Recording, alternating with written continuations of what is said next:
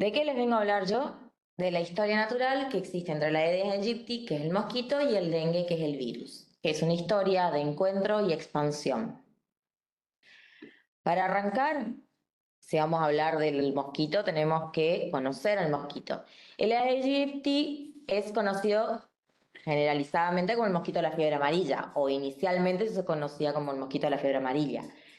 Pero últimamente se lo está asociando fuertemente con el dengue, así que se lo va a terminar llamando el mosquito del dengue. En cuanto a sus características, es un mosquito de menos de 1 centímetro de tamaño, de longitud, tiene una coloración café oscura o negra con manchas blancas, en una disposición como intercalada y como atigrada, tanto en el tórax como el abdomen y en las patas. Los machos son nectarífagos, quiere decir que se alimentan de néctar, tienen antenas grandes y con unas, como si fueran plumosas, mientras que las hembras son nectarífagas y hematófagas, tienen las antenas pequeñas, mucho más simples, eso quiere decir que no son plumosas, y son hematófagas durante la época fértil y necesitan alimentarse de sangre para obtener los nutrientes para el desarrollo de los huevos. En cuanto a lo que es el hábitat, es una especie de distribución tropical y subtropical. Se encuentra entre los 45 grados de latitud norte y 35 grados de latitud sur. Prefieren un rango térmico entre los 15 y 42 grados centígrados y puede encontrarse el mosquito hasta una altura de 2.200 metros sobre el nivel del mar. Habitan tanto ambientes naturales como ambientes urbanos y periurbanos. El ambiente natural es un ambiente que preferentemente boscoso, selvático, húmedo. Se ocultan los huecos de árboles, hojas u otras superficies cóncavas que pueden almacenar agua, y estas superficies cóncavas que pueden almacenar agua son muy importantes para la oviposición.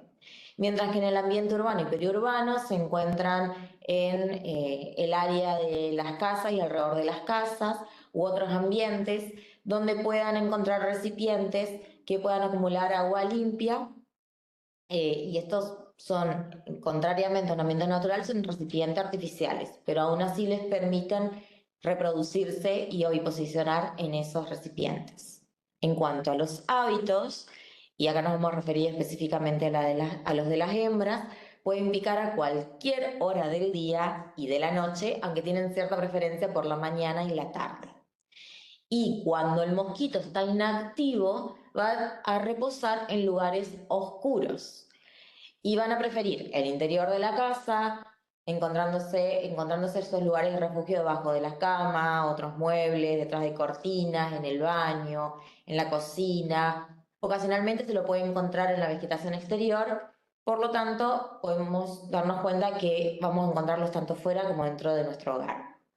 ¿Qué enfermedades transmite, además del dengue y además de la fiebre amarilla? Zika y chikungunya, que Zika y chikungunya todavía no son un problema de salud y sanitario en nuestra región, pero está empezando a ingresar y a llegar hasta la Argentina la Zika y el chikungunya. En cuanto a chikungunya, ya hay casos importados. Entonces, algo importante a tener en cuenta es que es un mosquito que es transmisor de numerosas enfermedades infecciosas y que afectan al ser humano.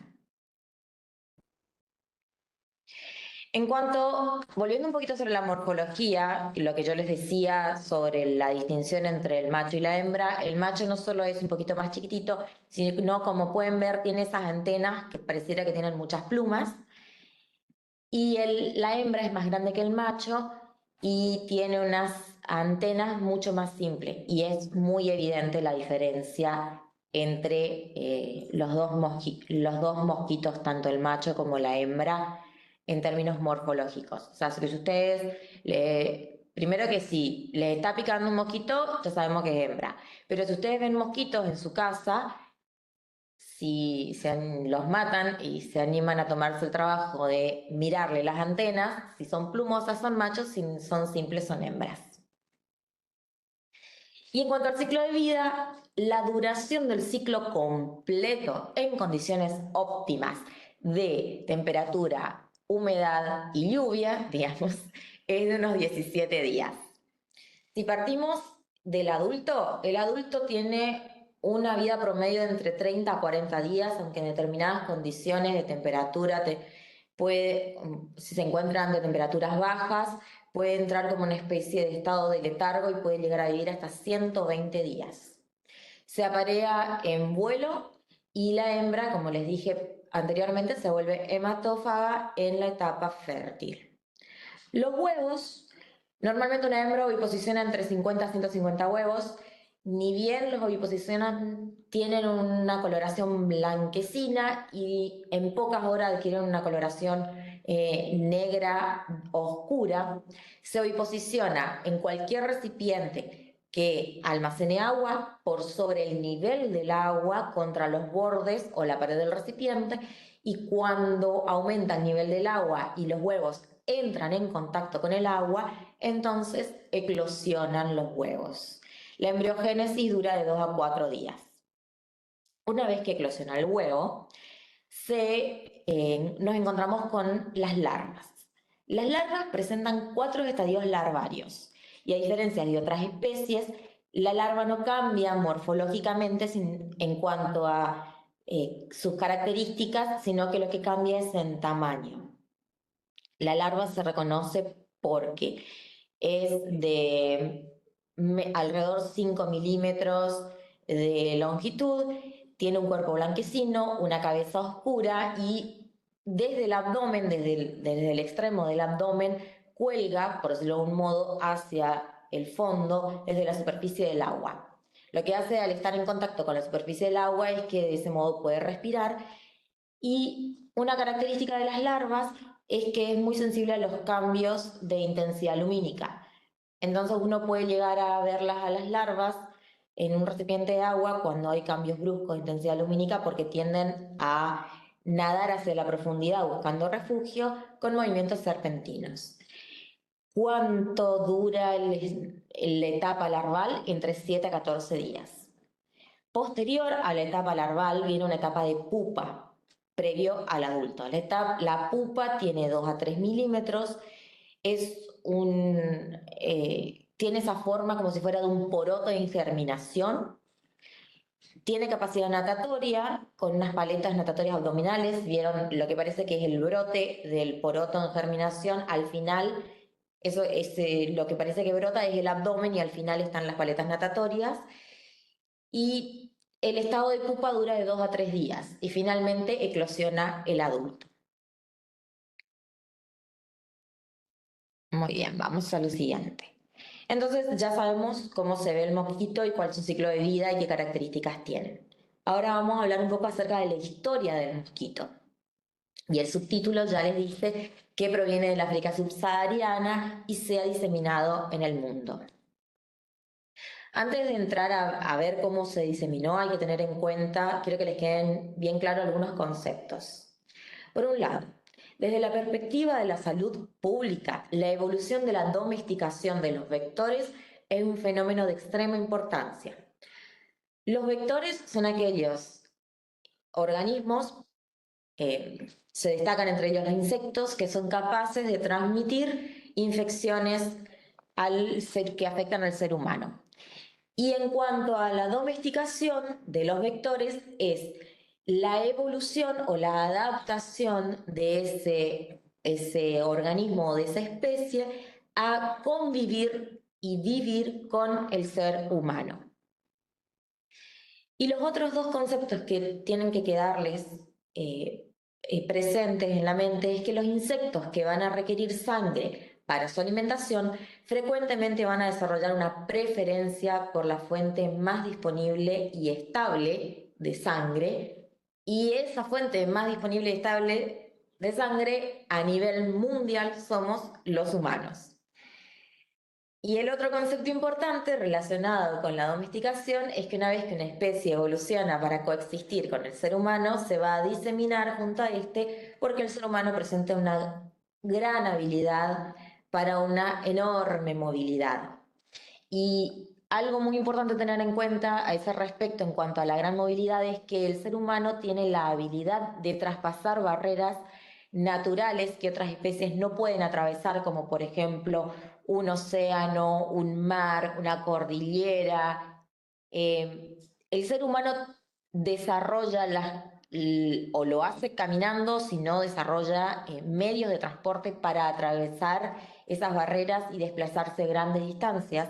Y muchas especies naturales no pueden atravesar, por ejemplo, un desierto. Un mosquito no podría atravesar un desierto a menos que vaya encontrando o tenga un refugio que lo ayude a atravesar ese desierto.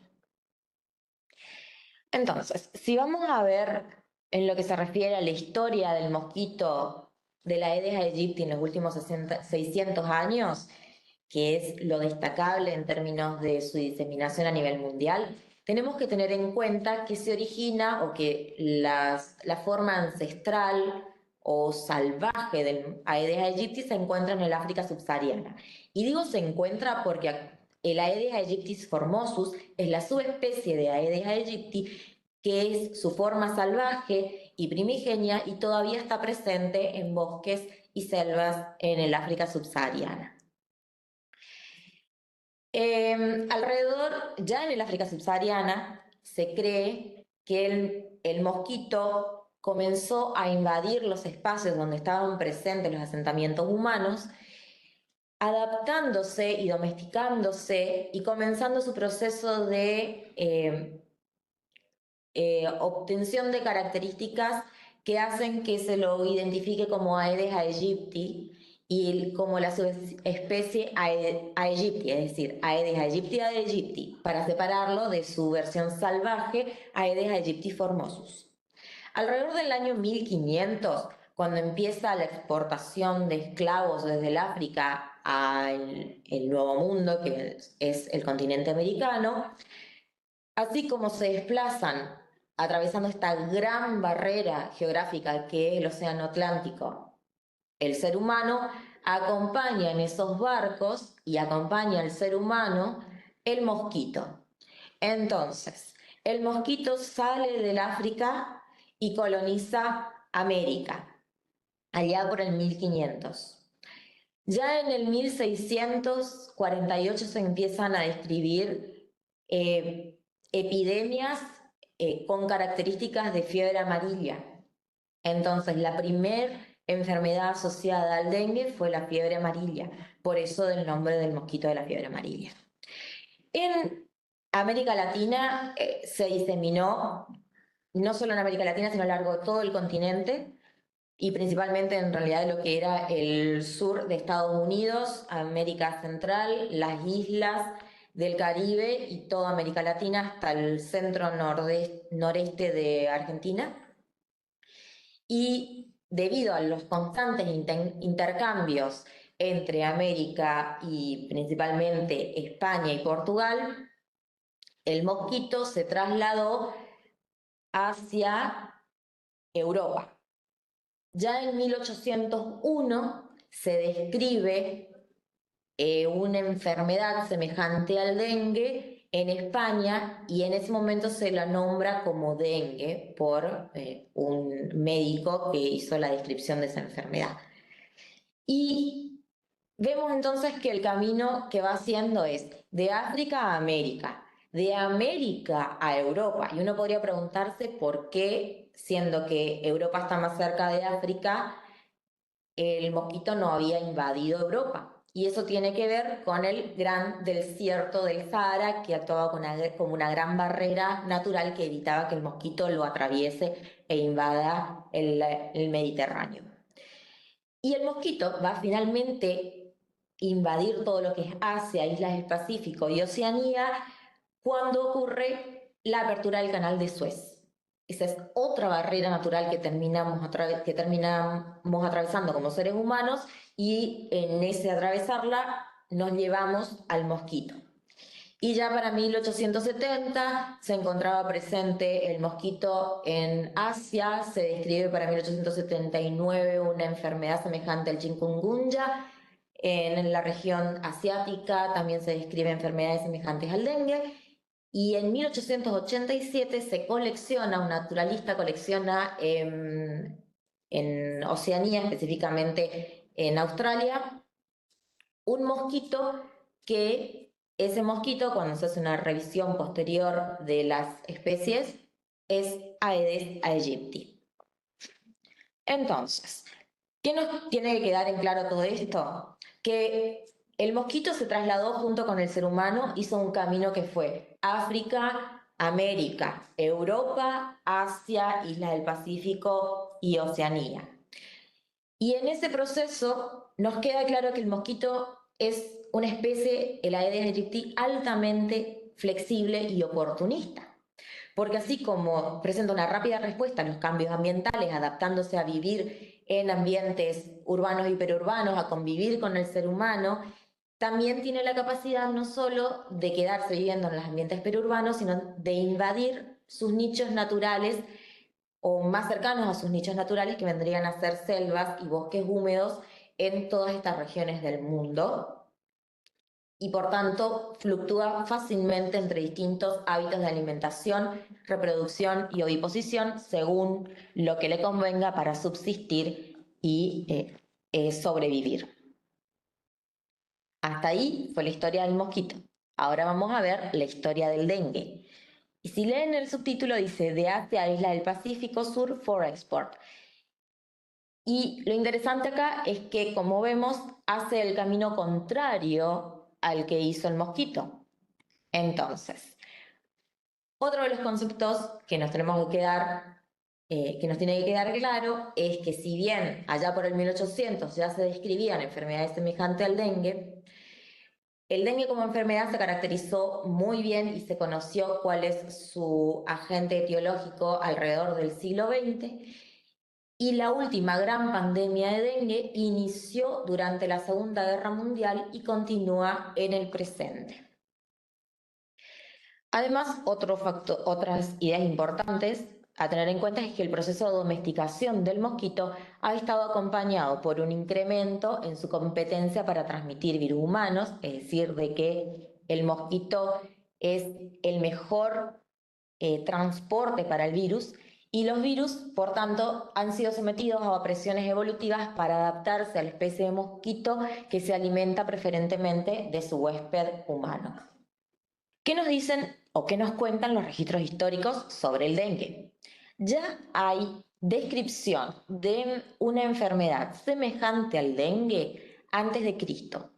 Se describe en una enciclopedia de síntomas de enfermedades y remedios de la China, escrita ya por el 265 al 420 a.C., una enfermedad que recibe el nombre en ese entonces de veneno del agua y se la asocia a insectos que se encuentran relacionados estrechamente con los cuerpos de agua.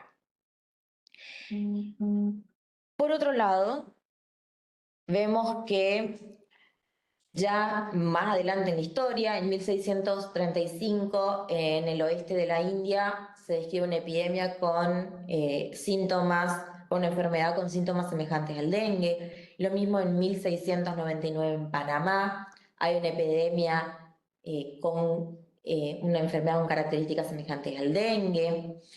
En 1779 hay una epidemia en Yakarta, Indonesia, Cairo y Egipto con una enfermedad semejante al dengue. En España ya hablamos de que en 1801 se describe una enfermedad con y se le pone el nombre de dengue, y en 1827 en Jamaica se registra una enfermedad la cual se la asocia, que presenta las mismas características que esa enfermedad descrita en 1801 en España y denominada dengue.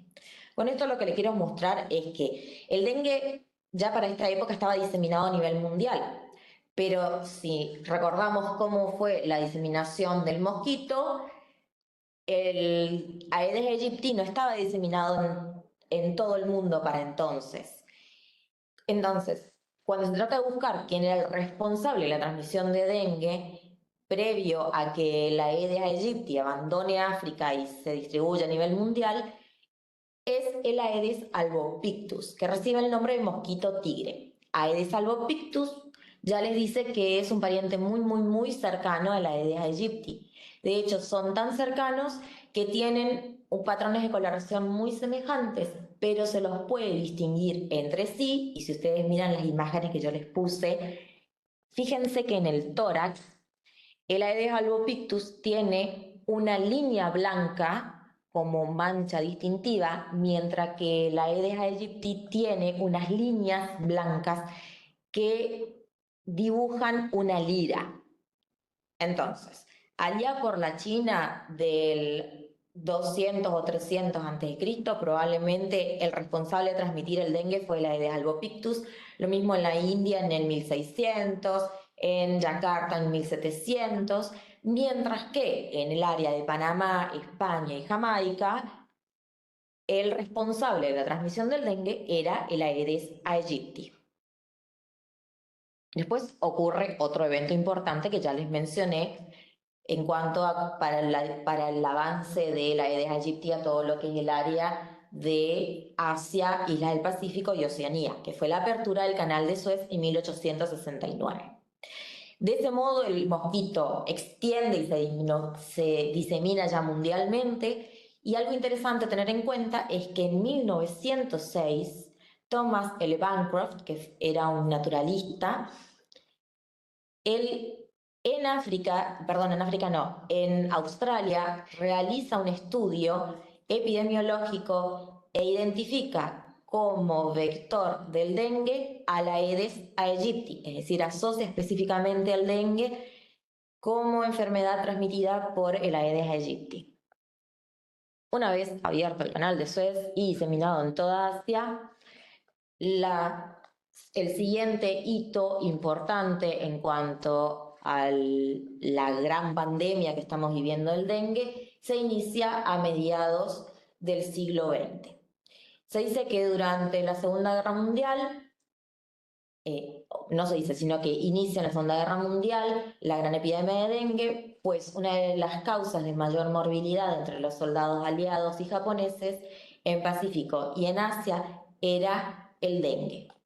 Y fíjense que ya en 1944 se aísla en Hawái el dengue 1, es decir, se aísla específicamente como causante del dengue a el virus y se lo caracteriza como dengue 1. Para 1952 se caracteriza el dengue 2 en una muestra tomada en Nueva Guinea, y para 1956 en Manila se caracterizan, o muestras tomadas en Manila, mejor dicho, se caracterizan al dengue 3 y el dengue 4. Y desde entonces tenemos bien claro cuáles son los agentes etiológicos del dengue y podemos contar la historia del desarrollo de la pandemia del dengue que inició hace unos 70 años. Bien, si pueden ver en estos gráficos, tengan en cuenta que arriba todo están las fechas, las décadas que abarcan estos gráficos, y en las 4 mapamundis que se les presenta, les va a ir presentando la distribución de los 4 serotipos de dengue. Fíjense que para 1943, entre las décadas de 1943 y la década del 50, el dengue 1 tenía un foco muy bien establecido en el sur de Asia, en el sur de India particularmente. El dengue 2, el 3 y el 4 ya sabíamos que en esta época estaba presente y estaba comenzando a ser caracterizado, pero tenía focos limitados sobre todo a la zona de las islas del Pacífico Sur, o islas del Pacífico. En la siguiente década, en la década del 60, nosotros seguimos viendo que el dengue 1 permanece su foco en el sur de Asia, específicamente en el sur de India. El dengue 2 comienza a invadir y ganar espacios en la India y en el sur de Asia, en todo lo que es las islas del Pacífico Sur. El dengue 3 empiezan a registrar casos en el sur de India, y el dengue 4 todavía no tiene una presencia tan extendida en todo el continente asiático e islas del Pacífico Sur. Pero cuando vemos la década siguiente, para 1970, no solo que el dengue 1 se ha extendido y ha logrado un hito importantísimo, que es llegar a África y a América, sino que el dengue 2, el 3 y el 4 están tomando una mayor extensión territorial. Algo importante, quiero hacer acá un paréntesis previo a la década del 70 de algo que ocurrió en América Latina en particular. Lo que ustedes ven en esta imagen es la distribución de la Aedes aegypti para la década de 1930, 1970 y para 1998. Yo les había dicho que la epidemia más importante y el virus la enfermedad más importante que transmitía el dengue en América Latina, perdón, no el dengue, la Aedes aegypti en América Latina era la fiebre amarilla. La fiebre amarilla, finales del siglo XIX, principios del siglo XX, era un serio problema de salud y un serio problema sanitario y tenía repercusiones económicas. Recordemos para 1871 la epidemia de fiebre amarilla en Buenos Aires y entre 1833 y 1915 tiene un impacto muy grande en la construcción del Canal de Panamá y ese impacto no solo es en cantidad de personas que murieron de fiebre amarilla, sino que eso se traducía en un impacto económico muy importante. Entonces comienzan toda una serie de campañas sanitarias y de salud pública para lograr el control de la enfermedad. Y para controlar la enfermedad, específicamente hasta ahora la fiebre amarilla, se necesitaba controlar el mosquito. Todas esas campañas logran que para 1970 se reduzca un montón el área de distribución del mosquito y quede reducido su distribución al sur de Estados Unidos, islas del Caribe, norte de América del Sur y un pequeño foco en el nordeste de Argentina, como pueden ver, y sur de Paraguay, porque en esa zona se encuentra, es una zona biogeográfica que recibe el nombre de Chaco húmedo, que es una zona boscosa y muy, muy húmeda, que es el hábitat de preferencia natural del Aedes aegypti. Para 1970 entonces se controla, se volvieron locas las letras, pero eso por una cuestión de formato de la computadora en la que estoy presentando la presentación, pero bueno. Entonces, para 1970 se logró el control del mosquito. Por tanto, también se logró, de cierto modo, el control de la enfermedad de la fiebre amarilla. Entonces, para esta época, para esta década se tiene una falsa sensación de erradicación de la fiebre amarilla en el continente americano. Y eso hace que comiencen a relajarse las medidas sanitarias de control del vector. Si a eso le sumamos un gran crecimiento demográfico acompañado de una urbanización no planificada, y con urbanización no planificada me refiero a de que como las ciudades crecen rápidamente y se expanden rápidamente, no hay adecuados sistemas de, de manejo del agua, tanto para que llegue el agua hacia los nuevos asentamientos como para que se maneje todo lo que es lo pluvial y lo cloacal, sobre todo lo pluvial, aquí tiene mucha importancia.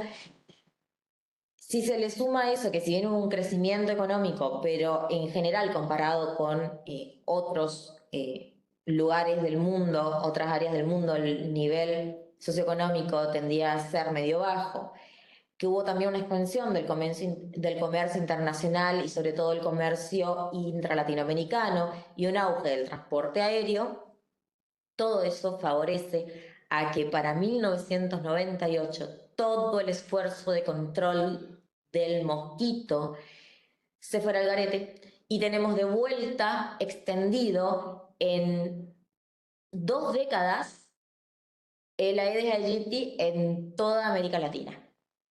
Y esto trae consecuencias. Y la principal consecuencia es que siendo el mosquito del dengue el mosquito de la Aedes aegypti, el vector por preferencia del dengue, entonces el dengue comienza a dispersarse por América Latina junto con el mosquito. Entonces, ahí vemos que para la década del 80 no solo tenemos el dengue 1 presente en América Latina, sino que también tenemos el dengue 2 presente en América Latina, el dengue 3 y el dengue 4. O sea, ya tenemos los 4 serotipos en nuestra región. Y también, como pueden ver en el mapa, el dengue 2, sobre todo el dengue 2 se ha extendido de una forma importante en Asia, Isla del Pacífico, y el dengue 4 y el dengue 3 están empezando a ganar territorio en esta área. Para 1990 el panorama se empieza a poner peor y por esto es que yo les había dicho al principio de que era una gran pandemia que se inició allá por la década del 40 y no se ha detenido hasta el momento, porque no hizo más que ir ampliando el área donde se encuentra la enfermedad y es pandémico porque se extiende a todo el mundo. Para inicio del siglo XXI, el dengue 1, el dengue 2, el dengue 3 y el dengue 4 han cubierto prácticamente toda América Latina, todas las islas del Pacífico, Asia y Oceanía y gran parte de el África ecuatorial. Y la situación actual del dengue, a datos tomados en el 2023, es que no solo se ha expandido en el área tropical y subtropical, sino que encima hay casos de dengue en regiones que no sería esperable la presencia del mosquito y por tanto de la enfermedad. Muchos de esos casos pueden, como en el caso de Alaska y el norte de Estados Unidos, pueden ser casos introducidos, pero también recordemos que el mosquito era un mosquito que tiene una gran capacidad de adaptación y que le gustan los ambientes periurbanos y vivir también dentro de la casa, y que el comercio internacional está ampliamente extendido, entonces hay un transporte constante a nivel mundial. Bueno, la mayor evidencia fue la emergente pandemia de COVID, que en muy pocos meses se extendió a nivel mundial. Y algo que quiero destacar acá, fíjense lo que es la región de Europa, la región mediterránea. En el norte de África no hay casos, porque es una región que es particularmente seca, pero el área mediterránea, en lo que respecta a España, Portugal, Francia y lo que es Italia, vemos que ahora sí hay casos de dengue. Europa, si vemos en las diapositivas anteriores, no presentaba casos de dengue desde los años 40 y recién los comenzó a presentar en la segunda década del siglo XXI. ¿Y esto se debe a qué? Un problema de salud importante en el área mediterránea fue en su momento la malaria. Entonces hubieron programas de control de vector. El vector de la malaria es un mosquito, no es la Aedes aegypti, pero es otro mosquito. Y estos programas de control estaban basados principalmente en la fumigación, y la fumigación no distingue entre mosquitos muchas veces, entonces había controles sanitarios muy fuertes para evitar el ingreso de la malaria a Europa. Y eso también evitaba el ingreso de otras enfermedades asociadas a mosquitos, y entre ellos el dengue. Y evidentemente ha habido una relajación de esos controles y empieza a haber casos de dengue autóctonos en el área mediterránea. Por tanto, y para finalizar, si estamos hablando que la forma de controlar la enfermedad es controlando el mosquito, vamos a ver cuáles son las medidas de control y prevención del vector y ese modo de la enfermedad. El listado es bastante largo. Hay un montón de cosas que podemos hacer en nuestro hogar, aparte de lo que nosotros, los programas públicos que nosotros podemos pedir de fumigación. Lo más importante es lo que nosotros hacemos en casa, porque lo peor que nos puede pasar es tener al mosquito en nuestro hogar. Entonces, ¿qué hay que hacer? Evitar la presencia de recipientes que tiendan a acumular agua, recipientes en desuso. Lo mejor es descacharrar, como se le llama, como se suele decir normalmente, tirando o eliminando los recipientes en desusos, tapando los tanques, aljibes o cisternas, dando vuelta a los baldes y palanganas o todo tipo de recipiente que puedan acumular agua cuando llueve, o si nosotros cargamos con agua uno de estos recipientes, terminado de utilizarlo, tirar el agua, ponerlo boca abajo para que no se acumule agua. Tenemos que vaciar y cepillar los objetos que puedan acumular agua y ponerlos bajo techo. Y lo de cepillar lavar y frotar todos esos recipientes es importantísimo porque lo que hacemos así es desprender a los huevos del mosquito. Acuérdense que yo les dije que los mosquitos podían aguantar un tiempo hasta que entraban en contacto con el agua y entonces eclosionaban. Otra cosa que los que tienen mascotas es cambiar el agua bebedero de los animales, preferentemente cada 3 días, si puede ser todos los días mejor. Por supuesto también lavarlos y limpiarnos. Mantener las piletas limpias y cloradas. Rellenar los floreros y portamacetas con arena y llenar con agua esa arena sin que quede agua libre para que el mosquito crezca. De ese modo podemos tener nuestras plantas dentro de casa, podemos tener flores en nuestros floreros sin crear criaderos del mosquito. Limpiar, desmalezar y ordenar los patios y jardines, deshojar las canaletas y los desagües de lluvia porque si no se nos va a quedar acumulada agua ahí. Otra cosa que podemos hacer en las rejillas de desagüe es verter agua caliente para matar a las larvas que pueden estar presentes y a los huevos, pero sobre todo las larvas, y colocar una telita mosquitera. Entonces no puede ingresar el mosquito para oviposicionar. Y finalmente, algo que no vendría mal es colocarte la mosquitera en puertas y ventanas. Si no se puede en las puertas, por lo menos en las ventanas. Eso va a evitar no solo que el mosquito ingrese a nuestra casa, sino que además también nos pique y encima se quede viviendo en nuestros hogares. Así que bueno, básicamente eso es un poco sobre la historia natural del mosquito y el dengue y cuáles son las mejores medidas de prevención y control del vector. Gracias por su tiempo y en unos 5 minutos vamos a estar hablando un poquito sobre la fisiopatología de dengue.